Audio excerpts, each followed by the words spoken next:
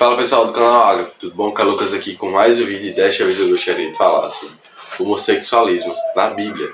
Vamos ler 1 Coríntios 6:18. Fugir da fornicação, todo pecado que o homem comete é fora do corpo, mas o que fornica peca contra o seu próprio corpo. Então fala sobre fornicação, que é o sexo antes do casamento, tanto homem com homem, mulher com mulher, quanto homem com mulher. E aqui nós vamos ler também 1 Coríntios 6:10. Não erreis, nem os fornicadores, nem os idólatras, nem os adúlteros, nem os efeminados, nem os sodomitas, nem os ladrões, nem os avarentos, nem os bêbados, nem os maldizentes, nem os roubadores herdarão o reino de Deus. Mas preste atenção nessa parte aqui. E é o que alguns têm sido, mas haveis sido lavados, mas haveis sido santificados, mas haveis sido justificados em nome do Senhor Jesus, do Espírito do nosso Deus. Tá, vamos por partes aqui. Então, quando é que nós passamos realmente a obter a nossa salvação, na verdade? Quando é que nós vemos de fato essas coisas aqui? Nós somos lavados, nós tínhamos sido lavados, nós tínhamos sido santificados, tínhamos sido justificados. Vamos entender uma coisa de cada vez. Efeminado é aquela pessoa que é afeminada. Tranquilo, até aí. Efeminado é aquela pessoa que é afeminada. E sodomita é aquele que desviou o curso da sua natureza. Igual em Romanos fala. Que desviou o curso da sua natureza e agora se deita homem com homem, mulher com mulher. E nós vemos que tem outros versículos também, mas eu não quero estar com você aqui entupindo você de versículo bíblico. O principal é que você entenda, porque eu acredito que esses versículos você já estou muito falando. Muito mesmo, mas eu quero que você não escute só falar dessa vez. Eu quero que você entenda de coração o que eu quero dizer para você hoje. Eu quero dizer para você hoje que não é por você ser homossexual que eu vou tratar de uma forma diferente da qual eu trataria outra pessoa que comete algum outro pecado. Aqui mesmo eu falei sobre a pessoa, o homem que faz sexo antes do casamento, que também é pecado. Só que a questão é que nós devemos entregar o nosso coração a Deus. Então você esteja dizendo, Caio, mas eu já entreguei e eu ainda não fui curado. Mas calma que a gente também chega lá. Vai escutando. Então devemos disponibilizar o nosso coração a Deus para que Ele faça uma obra em nossa vida, mas também através de nós, para ajudarmos outras pessoas. Só que você vê, não é algo fácil e também não é algo de uma vez. Você não vai, por exemplo, começar a ajudar o pessoal agora. E também é uma guerra entre a carne e o espírito. Ele diz, na verdade, o espírito já está pronto para quê? Para fazer as coisas de Deus, mas a carne é fraca. Então é uma luta de fato, e quem vai ganhar vai ser quem alimentarmos. Então não basta você só desviar o seu desejo. Às vezes o desejo vem, escuta uma coisa, se o desejo vier, você deixar de lado, você repreender no nome de Jesus aquele desejo, não é pecado. Por que, Caio, não é pecado? Assim como todo qualquer outro desejo, pessoal, é você não dar legalidade. É a mesma coisa. Você é homem, você tem pensamento por uma mulher, e vem um pensamento para você naquela mesma hora. Se você desvia aquele pensamento, não é pecado. O primeiro pensamento que vem ali, muitas vezes é o inimigo querendo soltar algo que já tem na sua carne. As concupiscências, mas o inimigo tenta lançar algo. E se nós não dermos legalidade, não se torna pecado. No próprio campo da mente já peca, quando ali está se imaginando com aquela mulher, está se imaginando com aquele homem. Então não é só também você deixar de lado, é você fortificar o seu espírito, buscando mais a Deus.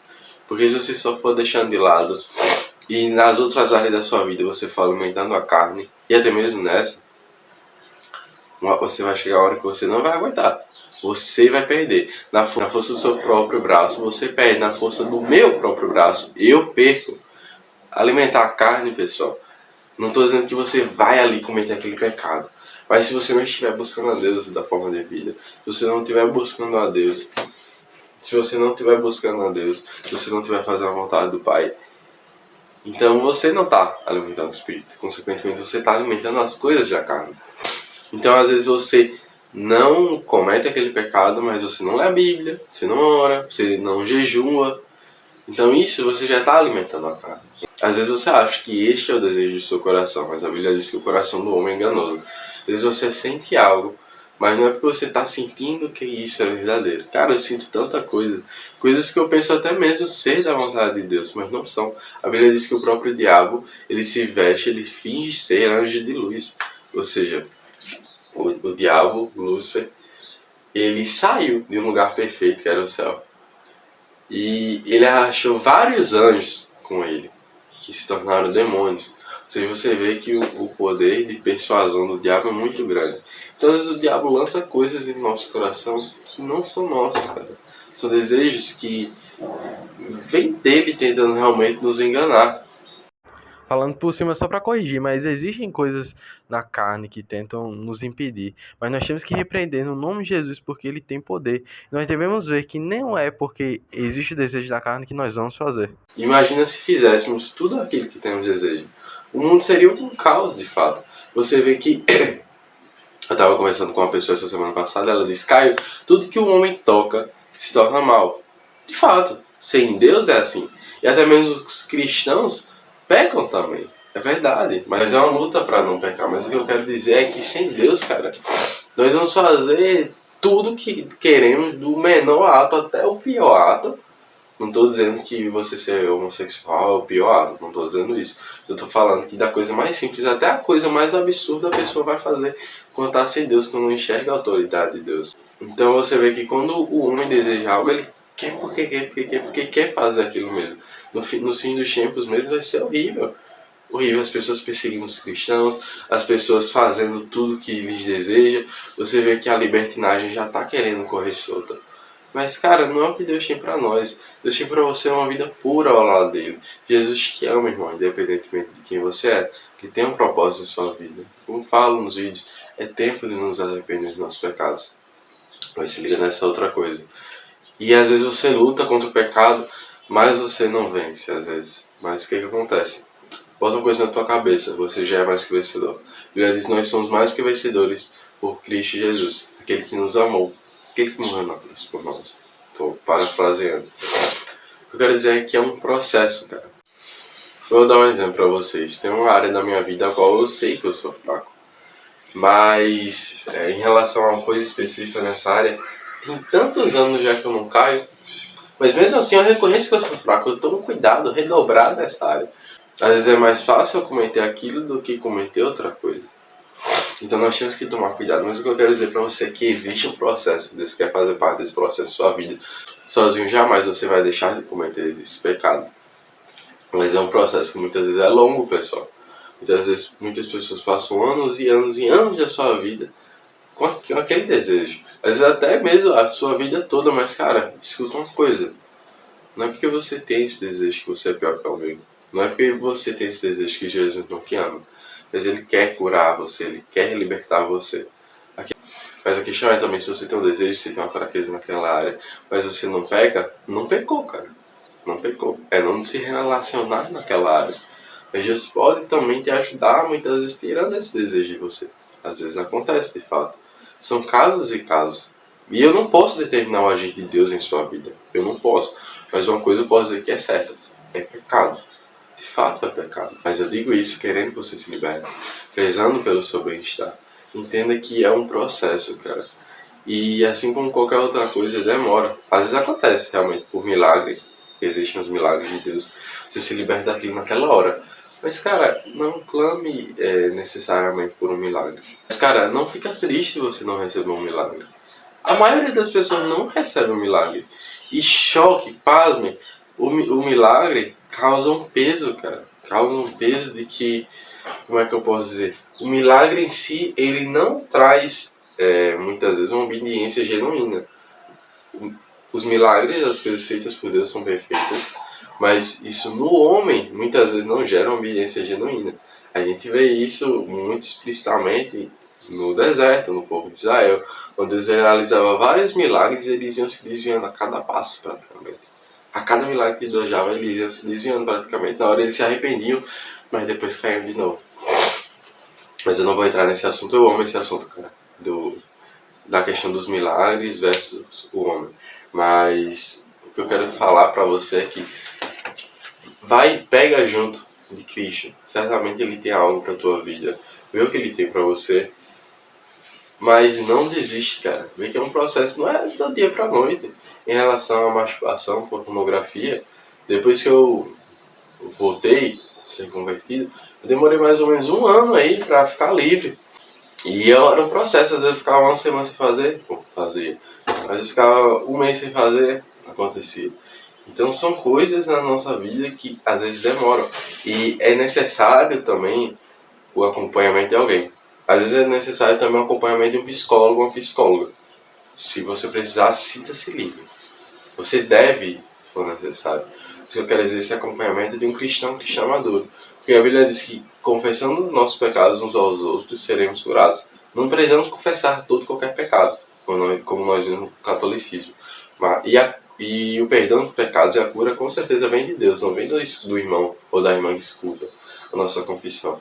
Mas isso é algo bíblico. Tem uma unção específica de Deus naquela questão. Quando você confessa o seu pecado para alguém, né, vem a cura. Agora, cura não é, como eu falei, não é aquela questão imediata. Mas Deus vai te ajudando. Então entenda hoje, por mais que existe o desejo de dentro de você, se você não der à luz aquele pecado, se você não deixar, né, aquilo dominar a sua mente, se não deixar os seus desejos dominarem você, não é pecado, tá? Mas é algo que realmente você tem que tomar cuidado. E existe um processo que Deus quer para sua vida. Mas você tem que estar com o coração disponível para esse processo. Você tem que clamar a Deus, você tem que buscá-lo. Ah, cara, eu já fiz muito isso. Cara, Deus é perfeito. A Bíblia mesmo diz isso. Se Deus é perfeito, Ele consegue resolver a sua vida. Vai com calma. Não se cobra tanto se você se cobra muito. E se você não se cobra, também não descansa nisso, mas também não se cobra muito. Pede para Deus para você se enxergar da forma que Ele te enxerga, né? E fala as coisas que você vê na Bíblia. Diz, eu sou santo, eu sou justo, eu sou filho de Deus. Proclama aquilo dali com fé, porque às vezes você não enxerga isso. Mas com fé você vai dando passo para se tornar aquela coisa. Eu sou filho de Deus. A graça de Deus me capacita a não pecar. Nós temos que ver a questão da graça, porque ela de fato nos capacita a não pecar. E como eu falei, e é o que alguns têm sido, aquelas questões que eu falei antes, idólatra, efeminado, sodomita. E é o que alguns têm sido, mas haveis sido lavados, mas haveis sido santificados, mas haveis sido justificados em nome do Senhor Jesus, pelo Espírito do nosso Senhor. A partir do momento que você aceita o Senhor Jesus como seu Senhor e Salvador, você tem uma mudança de vida. E o Senhor Jesus morreu na cruz por nós. Então Ele já tem uma mudança de vida para nós, mas é igual um presente, né? Basta você abrir ou não. Você aceitar o Senhor Jesus como seu Senhor e Salvador e se arrepender dos seus pecados. Se a pessoa peca pensando que por Jesus tinha morrido na cruz por nós, isso não vai fazer nada, ou seja, a pessoa já é perdoada, ela já vai processar de todo jeito. Cara, você se engana, a Bíblia mesmo fala sobre isso. Fala que o sacrifício de Cristo deve nos tirar a consciência de que devemos não pecar. O sacrifício de Cristo de fato já nos perdoou, mas quem peca pensando nisso, pensando que já está salvo por causa disso, não entendeu o verdadeiro evangelho. Porque nós devemos nos arrepender dos nossos pecados, para a partir daí fazermos a vontade do Senhor e sermos salvos. É pior do que aquele que não conhece a palavra e peca. Pode ter certeza. Pode ter certeza que a partir do momento que você peca, já tendo um conhecimento da palavra de Deus, Deus te cobra mais. Então Deus abençoe. Cara, se você está precisando de ajuda, pode mandar mensagem no privado, pode vir conversar comigo. Tem meu número do WhatsApp aí embaixo, mas eu vou falar agora também. 83986173104. Meu propósito aqui não é botar o dedo na sua cara, é mostrar que Jesus te ama e ele tem uma novidade de vida para você. Amém? Vamos orar. Senhor Deus Pai, obrigado por tudo, Senhor. Toda honra e toda glória seja dada, Senhor. Ajuda esse irmão, ajuda essa irmã. Que talvez não esteja no lugar onde o Senhor deseja hoje. Talvez não esteja da forma que o Senhor deseja hoje. Ou às vezes está buscando realmente lutar contra isso, né? Mas que o Senhor abençoe e aguarde, não somente em relação a esse pecado qual estamos falando, mas em relação a qualquer pecado. Que essas pessoas sejam libertas no nome de Senhor Jesus, que vivam verdadeiramente para Ti. Está repreendido todo qualquer pecado no mundo, todo qualquer mal, no nome de Jesus. Amém. Tá bom, pessoal? Deus abençoe. Jesus nos ama e é tempo de nos arrepender dos nossos pecados. Também Ele tem um propósito para mim e para você. Amém? Fique na paz.